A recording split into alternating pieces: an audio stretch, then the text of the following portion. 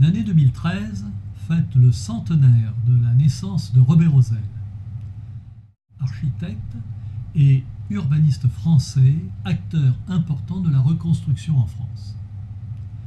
À cette occasion, il convient d'évoquer tout particulièrement la période de 1947 à 1957 où Robert Ozel a mené de front la définition des principes d'une organisation consciente de l'espace au Centre d'études générales du ministère de la Reconstruction et du Logement et la réalisation à Clamart d'un ensemble urbain composé d'un quartier d'habitation sociale et d'un cimetière intercommunal.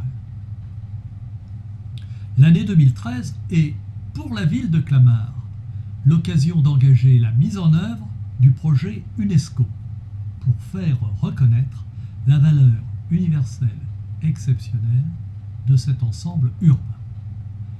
D'autres institutions et collectivités s'attacheront à commémorer également cet événement.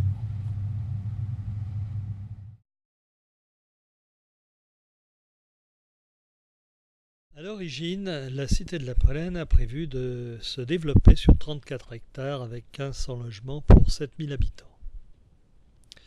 Elle a par la suite connu différentes phases de construction. Celle de 47 à 57 est conforme au projet de Robert Ozel, architecte, chef de groupe des architectes de Chaudat, Gervaise, Mahé et Taponnier et de Montvoisin, ingénieur de l'office municipal et directeur des services techniques de la ville de Clamart. Par la suite, le développement de la cité prévoira en 1951 à 57 6 tranches de construction pour 1200 logements environ, et de 58 à 67, 3 tranches pour 2844 logements. Il s'agit du premier grand ensemble créé par un office municipal pour bénéficier des crédits de l'État, du MRL. En 1963, la petite bibliothèque ronde réalisée par l'atelier de Montrouge a été implantée avec l'accord de Robert Ozel. Le cimetière intercommunal de Clamart, d'une superficie de 31 hectares, directement contigu à la cité de la Plaine, est le premier cimetière paysager créé par un syndicat intercommunal en France. Pour le visiteur, une promenade s'impose. En venant de Paris par la nationale 306, près de l'église, après l'arrêt du tramway, la séquence visuelle allant du sud au nord nous permet de parcourir la grande allée en direction du cimetière et d'apprécier la qualité du traitement des espaces publics, des plantations et des bâtiments en briques rouges à mesure humaine. Les 3 portes d'accès au cimetière constituent le seuil transparent entre le monde des vivants, lieu de vie, et celui des défunts, lieu de sérénité et de méditation, fréquenté par les habitants de la cité.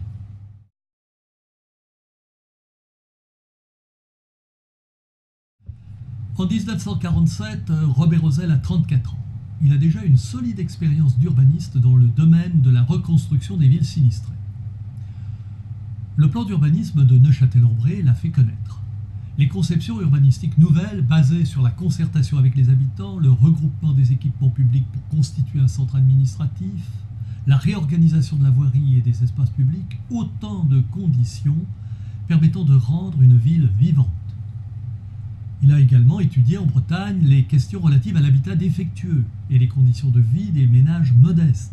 Enfin, il a organisé avec succès une exposition internationale sur l'urbanisme. Nommé par André Potin pour diriger le Centre d'études générales, il dispose de moyens pour mener de front l'élaboration d'une doctrine basée sur des enquêtes et appliquer celle-ci sur le territoire de Clamart. À l'époque, 2 conceptions s'affrontent. D'une part, les tenants de l'académisme, représentés par les prix de Rome, Josely, Prost et Gache, avec les plans de grande composition urbaine, et d'autre part, les partisans du mouvement de l'urbanisme moderne, se prévalant de la Charte d'Athènes et des conceptions de Le Corbusier. Clamart, ce n'est ni l'art urbain de Josely, ni l'art urbain de Le Corbusier, c'est la 3e voie. Il s'agit d'une attitude de modestie inspirée par l'enseignement de l'Institut d'urbanisme de l'Université de Paris, avec Gaston Bardet, influencé par les urbanistes anglais Raymond Unwin et Ebenezer Howard. Prenons la peine de nous instruire avant de prétendre construire. Première condition d'un urbanisme qui soit une œuvre globale et surtout consciente, écrit Robert Rosel dans l'introduction de l'ouvrage Les cités-jardins de demain.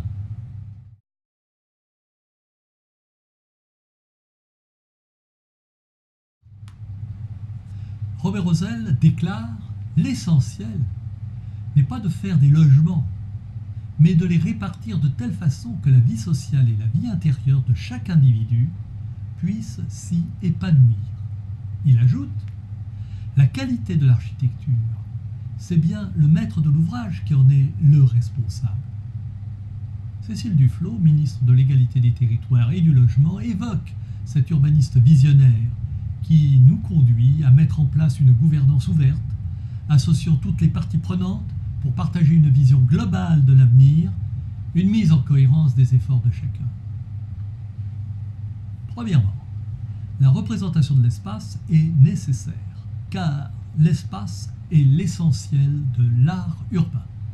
C'est pour permettre de photographier les espaces à l'intérieur de maquettes et simuler la vision d'un promeneur en ville que le maquettoscope a été inventé. Gordon Cullen, dans Townscape, a immortalisé la séquence linéaire. Deuxièmement, l'encyclopédie de l'urbanisme. Réalisée avec Ivan Jankovic et une équipe de cartographes et de correspondants, vise la présentation de compositions architecturales et urbaines établies à la même échelle. Les fiches sont accompagnées de vues et de descriptifs. Troisièmement, les études sur l'ensoleillement, les vents, le bruit, les plantations et le paysage permettent de construire en conscience. Elles sont présentées notamment dans 323 citations sur l'urbanisme. Quatrièmement, le travail en équipe pluridisciplinaire repose sur la finalité visant à créer une transversalité des savoirs, une interdisciplinarité. C'est l'esprit commun qui anime l'équipe, dit Robert Rosel. À Clamart, l'équipe des techniciens en 47-48, pour la première fois en France, collaborèrent avec l'équipe des sociologues de Chambard-de-Law à partir des travaux sur la population des lotissements du Petit Clamart.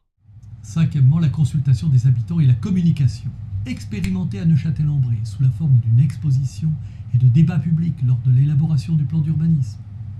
Le film sur le plan d'urbanisme de Quimper traite du développement et de l'assainissement de la ville, ainsi que des questions de géographie, de géologie et d'histoire. À Clamart, devant l'impossibilité de consulter les futurs habitants, et sachant ceux du vieux Clamart hostile, le maire, M. Couette, de 47 à 55, président de l'office d'HLM et président du syndicat intercommunal du cimetière, prit les décisions avec le conseil municipal et l'équipe des techniciens. Méthode regrettable, ajoute Robert Rosel dans Clé pour l'urbanisme. Mais pouvait-il en être autrement, à défaut d'une communauté urbaine? Ces 5 principes de l'organisation consciente de l'espace font écho à ceux de l'attitude art urbain du séminaire Robert Rosel.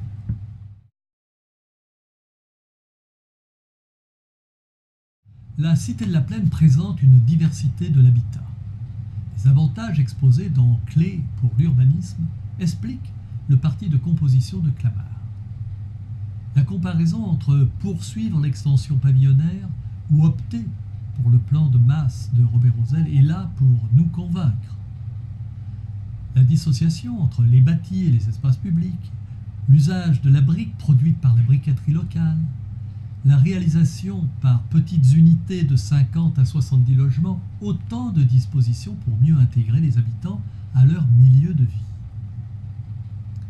La démarche enseignée par Gaston Bardet, intitulée « Organisation polyphonique », permet à Robert Rosel de tirer le meilleur parti du travail en équipe pour dégager un plan de masse et répartir ensuite le travail de réalisation des opérations entre les architectes de l'équipe. La petite bibliothèque ronde, aujourd'hui classée monument historique, est le lieu de rencontre de la population. Celle-ci a dû se mobiliser pour éviter sa démolition pour non-conformité aux normes. Le cimetière intercommunal est décrit dans Dernière demeure. La deuxième version, conçue avec Ivan Jankovic, est très différente de la première imaginée en 1936 dans le cadre du plan général d'aménagement du plateau de Clamart. En effet, la voie d'accès reliant à la nationale 306 à l'entrée du cimetière a été abandonnée pour éviter de faire traverser les convois par la cité de la Plaine. Mais pourquoi Robert Rosel a-t-il choisi de refaire le projet ? La composition paysagère du deuxième dessin est libérée de la raideur du premier. Elle introduit une symbolique forte.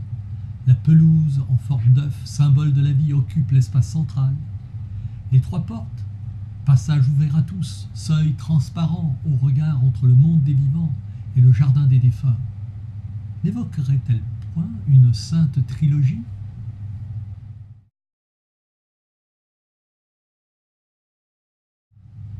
En 1957, Robert Rosel, ayant marqué son désaccord sur la politique des grands ensembles visant la normalisation et l'industrialisation à outrance du bâtiment pour atteindre rapidement des objectifs quantitatifs, la construction de la cité se poursuit sans lui, avec l'architecte Gervaise. On assiste à un changement radical d'échelle.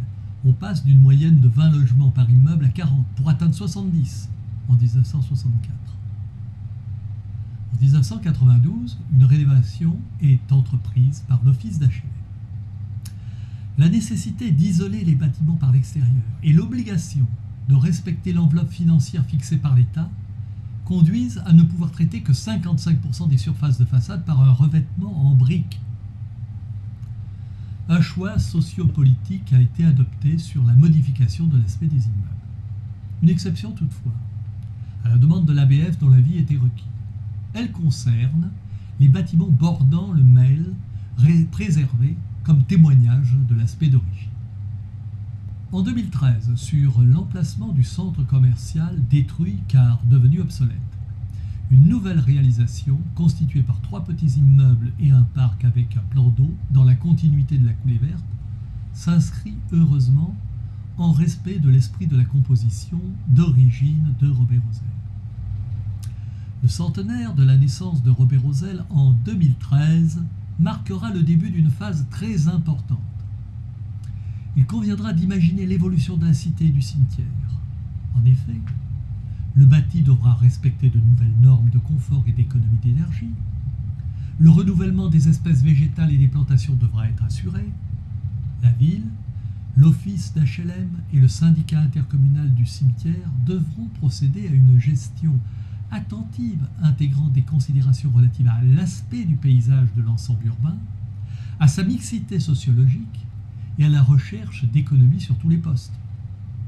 Le cimetière devra éviter l'implantation de bâtiments altérant le caractère du lieu. Le projet UNESCO prend alors une dimension toute particulière. Il oblige à faire mieux connaître au public les qualités architecturales, sociales et environnementales de cet ensemble urbain. Avec un nouveau regard, il doit exposer les motifs concernant 3 des 10 critères requis pour l'évaluation de la valeur universelle exceptionnelle, à savoir représenter un chef-d'œuvre du génie créateur humain, témoigner d'un échange d'influence considérable pendant une période donnée sur le développement de l'architecture, de la planification des villes, de la création des paysages, offrir un exemple éminent d'un type d'ensemble architectural de paysage illustrant une période significative de l'histoire humaine. Il devra également apporter les garanties d'une gestion vigilante, préservant dans le temps la qualité de l'espace, justifiant un classement au patrimoine mondial de l'UNESCO. Mission impossible, direz-vous ? Peut-être, mais c'est le rêve que vous propose Robert Rosel.